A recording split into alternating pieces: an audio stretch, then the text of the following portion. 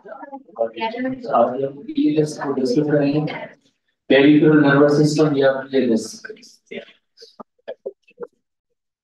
Peripheral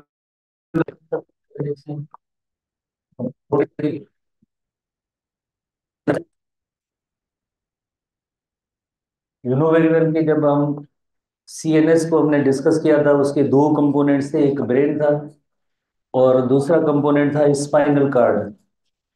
brain और spinal cord. तो brain से भी कुछ नर्व्स निकलती हैं जिनका तादाद आपने याद करना है, जैसे 12 pairs of cranial nerves. Cranial refers to cranium, जो ब्रेन बॉक्स है।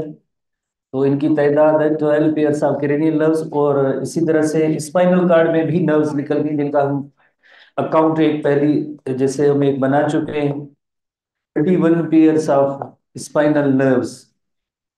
31 पेयर्स ऑफ स्पाइनल नर्व्स ये आपस में मिलके पेरिफेरल नर्वस सिस्टम कंस्टिट्यूट करते हैं।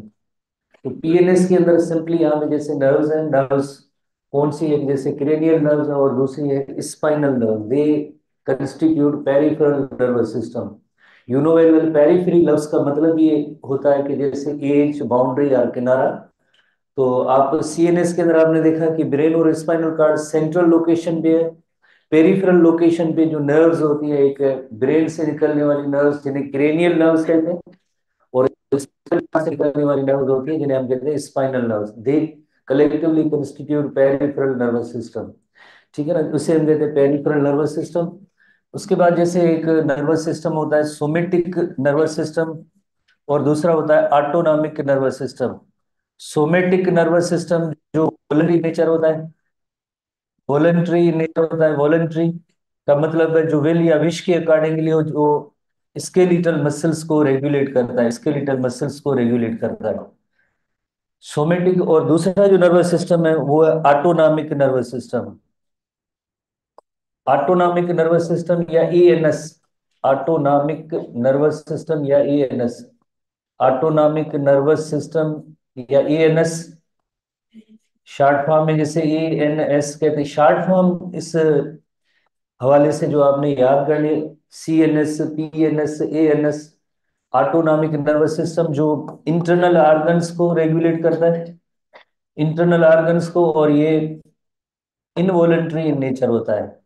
इनवॉलेंट्री का मतलब होता है जो पर्सन की विल या विश के अकॉर्डिंगली ना हो फंक्शन, तो उन्हें हम कहते हैं इनवॉलेंट्री नेचर कहते हैं। इंटरनल ऑर्गन्स को रेगुलेट करता है।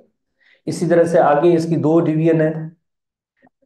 दो डिवीजन है, एक है सिंपैथेटिक और दूसरी है parasympathetic nervous system. Parasympathetic nervous system जो हम रिलैक्स स्टेट में जब होते हैं, डोमिनेंट जो नर्वस सिस्टम है ये पैरासिम्पैथेटिक नर्वस सिस्टम होता है। पैरासिम्पैथेटिक नर्वस सिस्टम जो relax state of the body है उसके अंदर जैसे ये ऑपरेट कर रहा हुआ होता है। और जो सिंपैथेटिक नर्वस सिस्टम है इसका जैसे बिल्कुल अपोजिट। सिंपैथेटिक नर्वस सिस्टम जो सिंपैथेटिक नर्वस सिस्टम जो एक emergency state of the body होती है उसमें ये वर्क करता है। Emergency state of the body, fight और फ्लाइट सिचुएशन जो होती है उसके अंदर ये वर्क करता है। ऑटोनॉमिक नर्वस सिस्टम जैसे इंटरनल ऑर्गन और स्मूथ मसल्स भी है जिसको हम थोड़ा डिस्कस करते हैं फिलहाल। Skeletal muscles voluntary, internal organs involuntary, somatic nervous system, और वो है ऑटोनॉमिक नर्वस सिस्टम। तो इस हवाले से हम नोट करेंगे कि खास तौर पे जो सिंपैथेटिक नर्वस सिस्टम के अंदर कौन सी नर्व्स होती हैं जो रेगुलेट कर रही होती हैं, और पैरासिम्पैथेटिक नर्वस सिस्टम में कौन सी नर्व्स हैं, कौन से फंक्शंस होंगे, इनको हमें नोट करना है। आज का जो टॉपिक है हमारा पीएनएस के अंदर हम आएंगे, पीएनएस पेरिफेरल नर्वस सिस्टम। तो पीएनएस के अंदर सबसे पहले जैसे अभी हमने नोट किया है, जैसे सीएनएस होता है तो उसके अंदर ब्रेन और स्पाइनल कार्ड है। पीएनएस के अंदर जो एक नर्व्स होती है ब्रेन से निकलने वाली, जो क्रेनियल नर्व्स होती है, स्पाइनल कार्ड से निकलने वाली नर्व्स होती है, उन्हें हम कहते हैं स्पाइनल नर्व्स। क्रेनियल नर्व्स की जो तादाद आपने नोट किया 12 पेयर्स ऑफ है, और spinal nerves 31 pairs of spinal, they constitute peripheral nervous system. इसी तरह से ये पेरिफेरल नर्वस सिस्टम होता है। और फर्दर मोर जैसे एसटीबी बुक थोड़ा सा, STB book PNS consist of peered cranial and spinal nerve. Peered, peered का मतलब होता है एक राइट साइड पे होगी और एक लेफ्ट साइड पे होगी। And associated ganglia, ganglia that is the cluster of cyton और सेल बॉडीज, गेंगलिया भी है प्लस में।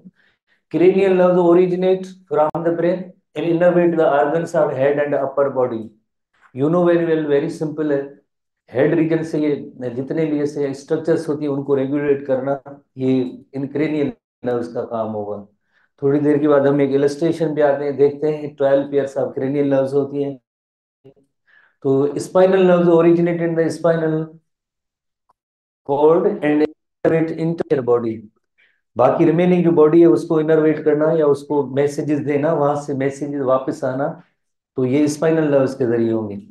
तेरे हवाले से हमने पहले नोट किया 12 पेयर्स ऑफ पीयर्स जहन में रखेंगे, पीयर्ड स्ट्रक्चर्स स्पाइनल नर्व। जैसे ये क्रेनियल नर्व्स हैं, ब्रेन से जैसे आपने याद नहीं करना, कोई जरूरत नहीं है। जैसे ऑल फैक्ट्री नर्व मुख्तलिफ नेम है, हेड ब्रेन से ही ओरिजिनेट होती है।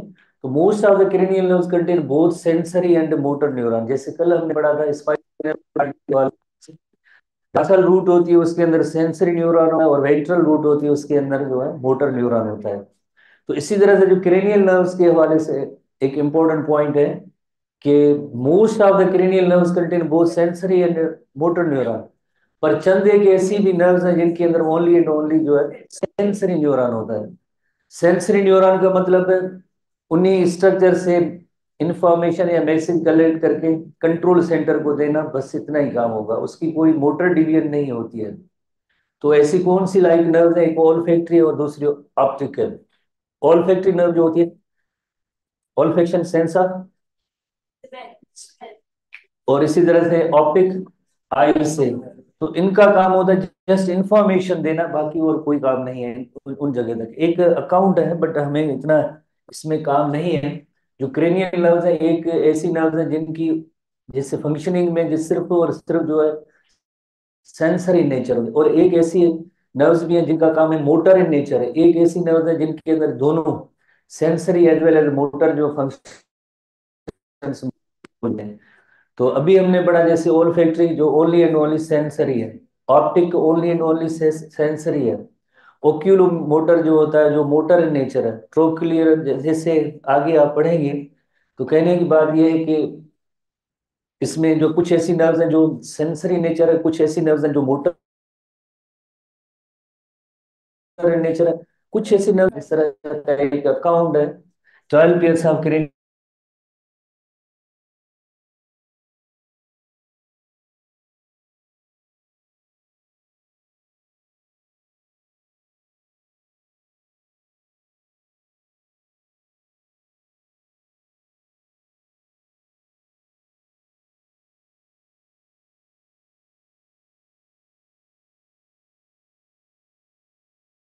इंक्लूड नहीं है तो हम बिला वजह फिलहाल नहीं पढ़ेंगे।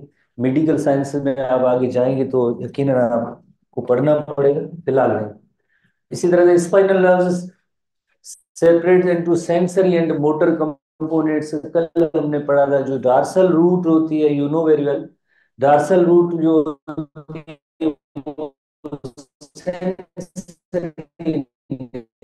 नेचर, डार्सल वो मोटर इन नेचर होती है। Motor in axon of the sensory neuron enter the dorsal surface of the spinal cord. कल हमने जो पढ़ा था डार्सल सरफेस में जो सेल न्यूरॉन उसे एक्सन इंटर होते हैं, where the motor action leave the went.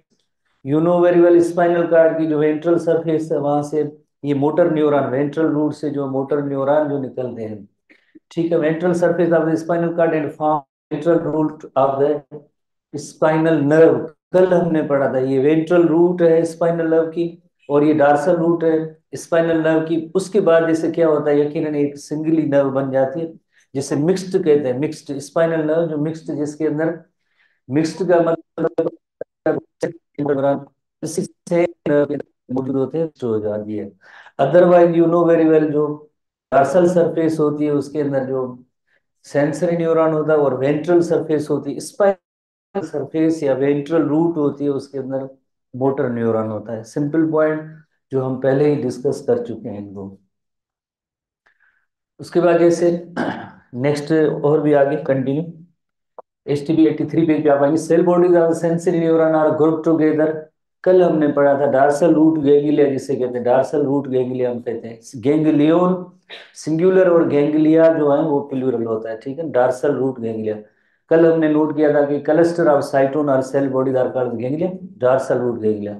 Cell bodies are the motor neuron on other hand located within spinal cord, ठीक है ना। तो ये सेल बॉडीज होंगी, बट जैसे आप देखो स्पाइनल कार्ड का ये एरिया उससे बाहर है।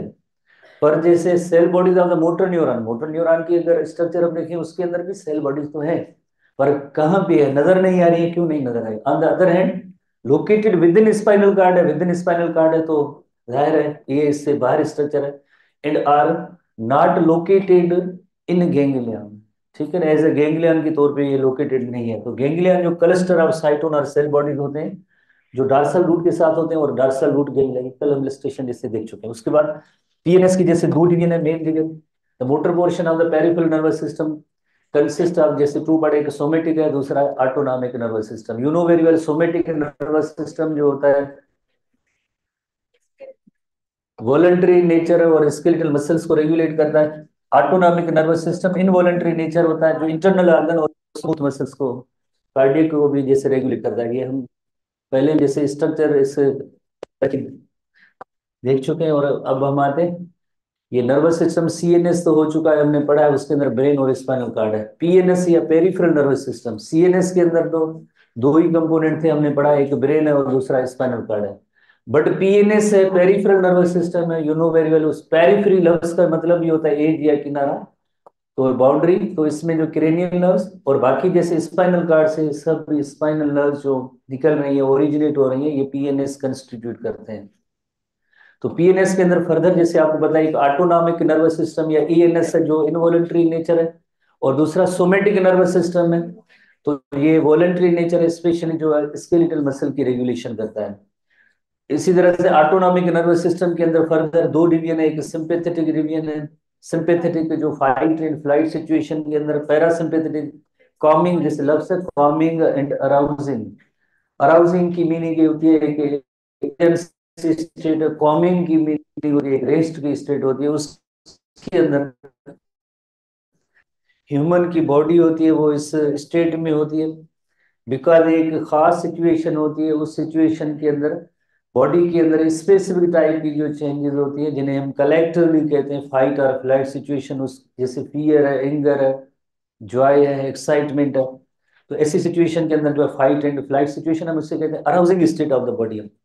बाकी जैसे सोमेटिक नर्वस सिस्टम हमारे बुक के अंदर फर्दर तो नहीं है, उसके अंदर एक अफरेंट और सेंसरी मोटर नर्वस सिस्टम होता है जो इनपुट देता है, सेंसरी इनपुट देता है। इनपुट का मतलब जैसे आप पढ़ चुके हैं जैसे नर्वस कोऑर्डिनेशन के हवाले से, मोटर या इफरेंट नर्वस सिस्टम जो होगा आउटपुट देता है। आउट आपको याद होगा एक हमने जैसे नर्वस कोऑर्डिनेशन के अंदर पढ़ा था, सेंसरी इनपुट मोटर आउटपुट। तो इसी तरह से इन ऑर्गन्स की तरफ और यहाँ से जो मैसेजेस जाते हैं वो सोमेटिक नर्वस सिस्टम कंस्टिट्यूट करते हैं। तो सिंपली आज जैसे हमें पढ़ना है कि ये जो ऑटोनॉमिक नर्वस सिस्टम है इसकी दो डिवीजन है ऑटोनॉमिक नर्वस सिस्टम की, इनको हम सीखेंगे। सोमेटिक में भी चंद एक पॉइंट्स हैं। Somatic nervous system often considered as voluntary. Voluntary का मतलब है जो हम अपनी विल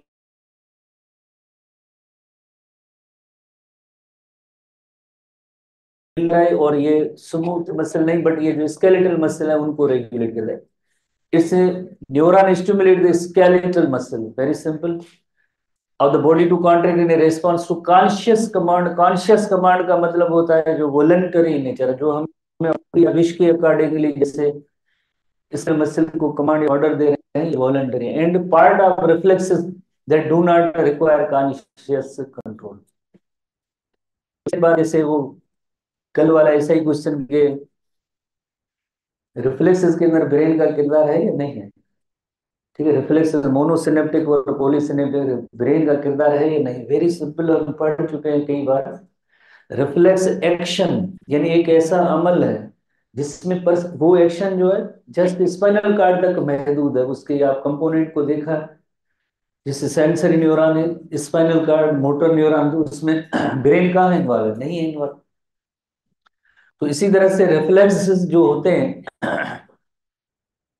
रिफ्लेक्सेस का एक एग्जांपल जैसे दोबारा से हम ले रहे हैं कि withdrawal of hand from hot object, जैसे ये हॉट ऑब्जेक्ट है और इससे जैसे हम जो जैसे टच होता है हैंड वगैरह, तो हम फौरन जैसे हाथ को जैसे यहाँ से ऊपर उठा लेते हैं या रिमूव कर लेते हैं। तो हैंड के अंदर कौन सी मसल्स होंगी? यकीनन स्केलेटल मसल्स हैं।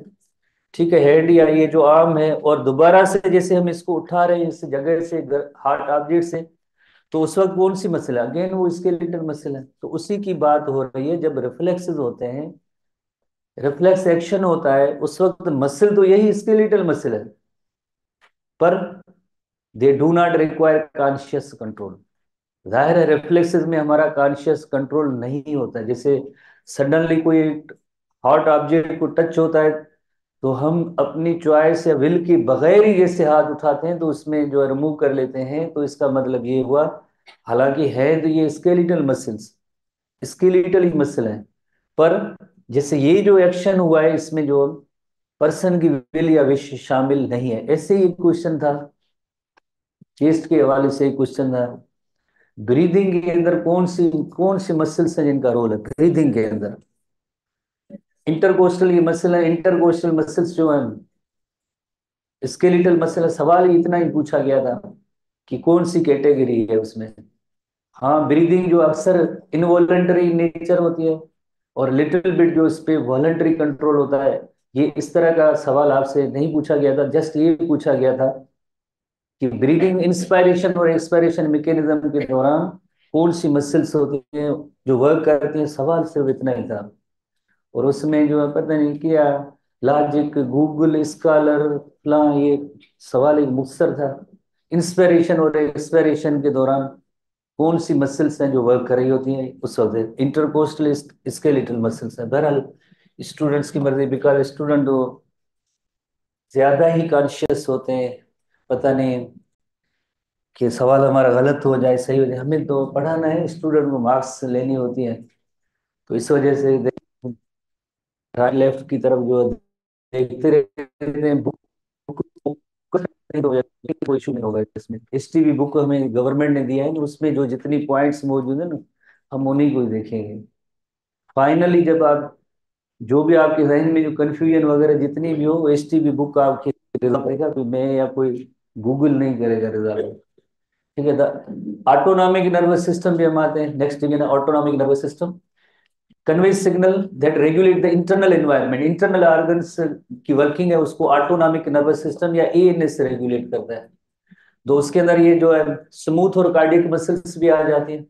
ठीक है ना, जैसे प्रीवियस जो पेज पे जो हमने पढ़ा था ना, जैसे रिफ्लेक्स एक्शन हुआ, उसके अंदर जो स्केलेटल मसल है, विल विश हमारी तो नहीं थी, तो ये तो सब गलत हो गया। ठीक है ना, ऐसे ना सोचें। जो बुक के अंदर जैसे लिखा हुआ है कि एक्शन जो क्वेश्चन तो होंगे ही, उसमें दोबारा मैं बता रहा हूँ, उसी को जैसे आपने फोकस करना है। तो इसी तरह से smooth muscle and cardiac muscles, और उसके अलावा जो आर्गन्स जो हैं, इंटरनल आर्गन्स जो हैं, इंटरनल आर्गन जीआईटी के आर्गन्स हैं, कार्डियोवैस्कुलर, एक्सक्रीटरी और एंडोक्राइन सिस्टम है उनका कंट्रोल, ये टोटली जैसे इनवॉलंटरी नेचर होता है, that is regulated by autonomic nervous system, ENS. ये सिस्टम ऐसे जैसे वर्क करते रहते हैं, हमें इवन एहसास तक नहीं होता है कि ये अंदर भी ऐसा कोई सिस्टम वर्क कर रहा है, because that is totally involuntary, unconscious, conscious control नहीं होता है, जो हमारी विल या विश के अकॉर्डिंगली नहीं होता है। तो जीआईटी की कई मूवमेंट्स होती रहती हैं, तो जाहिर है उस, और जीआईटी है cardiovascular, excretory system, endocrine system, जो हमारे विल या विश के अकॉर्डिंगली काम नहीं करते हैं, तो उस वक्त यकीनन ये एएनएस होता है। इसकी दो डिवीजन है, यू नो वेरी वेल। एक है sympathetic और दूसरी है पैरासिम्पैथिक। सिंपैथेटिक जो फाइट और flight state of the body, flight emergency state of the body, उसमें वर्क करता है फाइट और फ्लाइट सिचुएशन। हर इंसान की जैसे कभी कभार जैसे इमोशन है, रेज है, फियर है, एंगर है, जॉय है, एक्साइटमेंट है, तो उस दौरान जो बॉडी के अंदर जो चेंजेस आती हैं इंटरनल ऑर्गन्स के हवाले से, वो उनको रेगुलेट, ये जो सिंपैथेटिक नर्वस सिस्टम करता है। पर्सन की विल या विश उसमें शामिल नहीं होती है। मोस्टली अक्सर जो हमेशा हम जो पैरासिम्पेथेटिक नर्वस सिस्टम हमारा जो है रेगुलेट करता है, हम रेस्टिंग स्टेट में होते हैं। ये चंद एक लम्हों के लिए, जैसे थोड़ी देर के लिए होती है ये ऐसी सिचुएशन, तो उस वक्त जो है ये सिंपेथेटिक नर्वस सिस्टम वर्क करता है। उसके बाद वापस हम रिटर्न होते हैं, जो ओरिजिनल जो कंडीशन है पैरासिम्पेथेटिक नर्वस सिस्टम की, उसी पे जो है हमारे सिस्टम चलते हैं। तो ये relax state of the body जब भी होती है, रिलैक्स स्टेट एक जैसे इमरजेंसी स्टेट है और दूसरी रिलैक्स स्टेट उसके अंदर। और यही जो है डोमिनेंट नर्वस सिस्टम होता है हमारे यहाँ। जैसे अगर सिंपेथेटिक और पैरासिम्पेथेटिक, तो पैरासिम्पेथेटिक नर्वस सिस्टम में अक्सर हम इस स्टेट में होते हैं, रिलैक्स स्टेट में, तो ये डोमिनेंट नर्वस सिस्टम है। तो एक ओवरऑल कंपेरेटिव चार्ट है जिसमें आपने थोड़ा सा नोट ये करना है, जैसे जो कंपोनेंट्स हैं पैरासिम्पेथेटिक नर्वस सिस्टम की, उसकी जो नर्व्स थोड़ी क्रेनियल नर्व्स होती हैं, और बिल्कुल आखिरी रीजन जो सेक्रल रीजन है, वो जो है इस पैरासिम्पेथेटिक नर्वस सिस्टम की जो ये नर्व्स है इनके जरिए कंट्रोल होता है। बाकी जो सिंपेथेटिक नर्वस सिस्टम है, बुक के अंदर भी ऐसी तस्वीर होगी, थोरेसिक और लंबर रीजन की जो नर्व्स हैं वो सब इन इंटरनल ऑर्गन्स को रेगुलेट करेंगे, ये सिंपेथेटिक नर्वस सिस्टम के पार्ट्स होंगे। बुक हमारे एसटीबी में भी एक तस्वीर है, उसमें जरा देखेंगे। और हम इनको अलग अलग करके जैसे पढ़ते हैं, अलग अलग, जैसे फॉर एग्जाम्पल जिस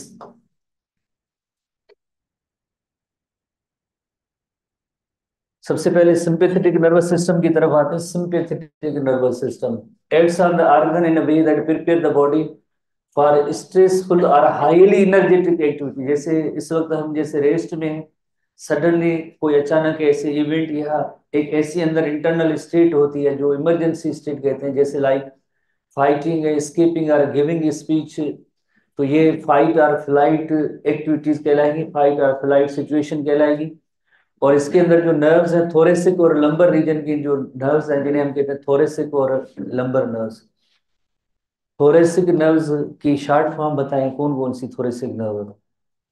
T1 to T7। देखो आप गलत बता रहे हैं। हाँ, हाँ, आई नो कि आपके पास गलत इंफॉर्मेशन मौजूद है, ठीक है ना। तो lumbar nerves L1 to L5,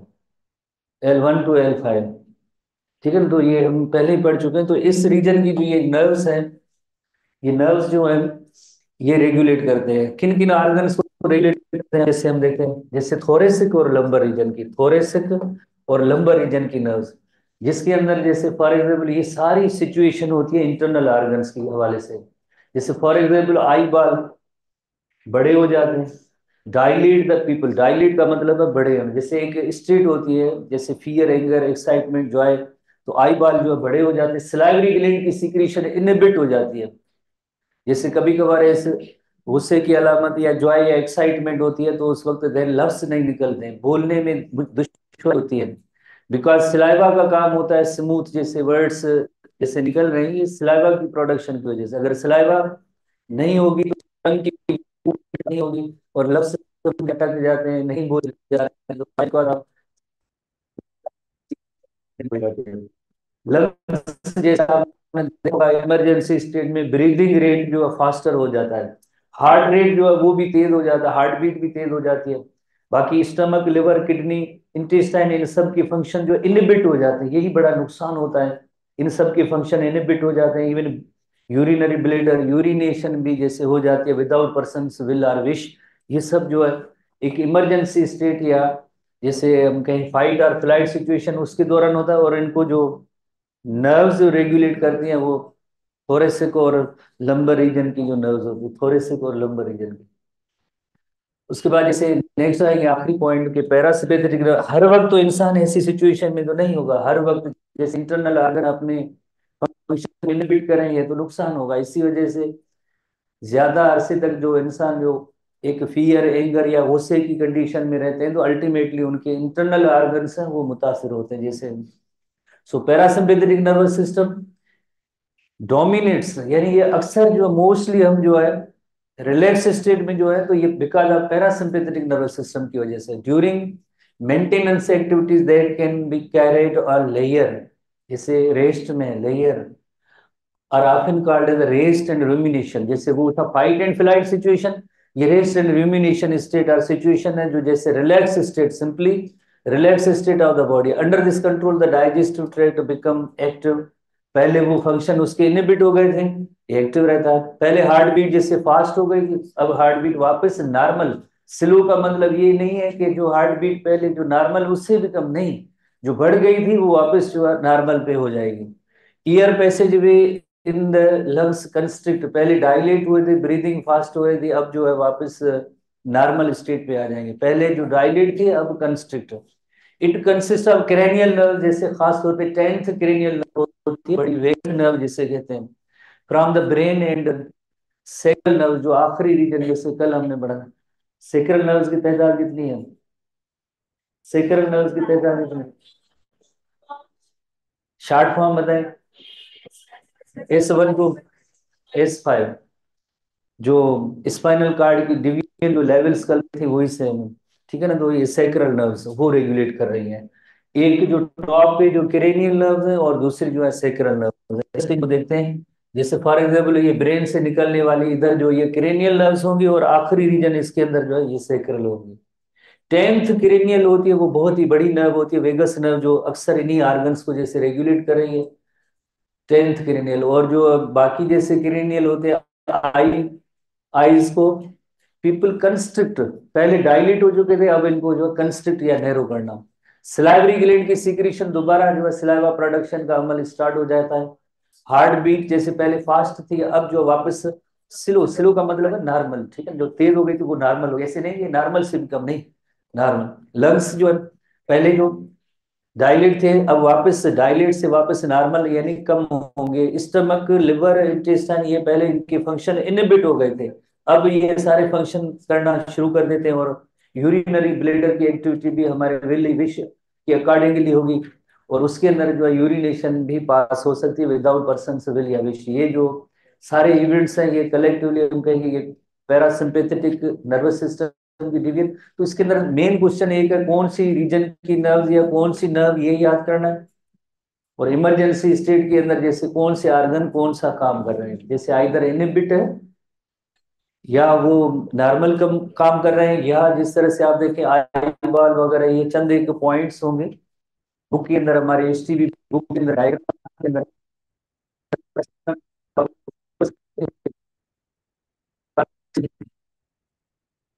emergency state है, कौन से ऑर्गन की क्या सिचुएशन होगी ये जरूर आपने जहन में रखना है। जस्ट एक बार आप किसी भी एक डिवीजन को आप जहन में रखें, बाकी उसको अपोजिट कर दे, आसान तरीका है। एक डिवीजन को आप याद करें, दूसरे को इसको अपोजिट कर दें। हर ऑर्गन की तरफ से आप ऐसे करते जाएंगे तो विद इन 5 मिनट्स जो आप, मोर ओवर ये इंसान पे खुद भी कभी कभार जैसे ह्यूमन नेचर है ना, ह्यूमन नेचर है, हमेशा एक जैसी सिचुएशन नहीं होगी कि रिलैक्स स्टेट। नॉर्मल पर्सन की बात है कि उसको गुस्सा भी आना चाहिए गलत बात पे, अगर कहें कि मुझे गुस्सा नहीं आता है, ये वो इंसान जैसे झूठ बोल रहा है। ये ह्यूमन नेचर है, जो उसकी चॉइस या पसंद के अकॉर्डिंगली चीजें नहीं होती है, जरूर इंसान के एक्सप्रेशन या इमोशंस होते हैं, तो ऐसी स्टेट डेवलप हो जाती है। जैसे कहें ना हमें गुस्सा ही नहीं आता है, तो बिल्कुल गलत, वो झूठ बोल रहा है। तो ये ह्यूमन नेचर है, जरूर जो ऐसी सिचुएशन होती है तो उस वक्त आप खुद भी ऑब्जर्व कर सकते हैं, जैसे ये सारी अलामत होंगी और उसका वो रिवर्स होगा। ठीक है, कल हम एक केमिकल कोऑर्डिनेशन को स्टार्ट करेंगे। आपका जीटी का सिलेबस उसके अंदर केमिकल कोऑर्डिनेशन नहीं होगी। कल भी जैसे जीटी का सिलेबस क्या है, तो उसमें कहते हैं क्या केमिकल कोऑर्डिनेशन होगी, सवाल है, ठीक है, केमिकल कोऑर्डिनेशन नहीं होगी।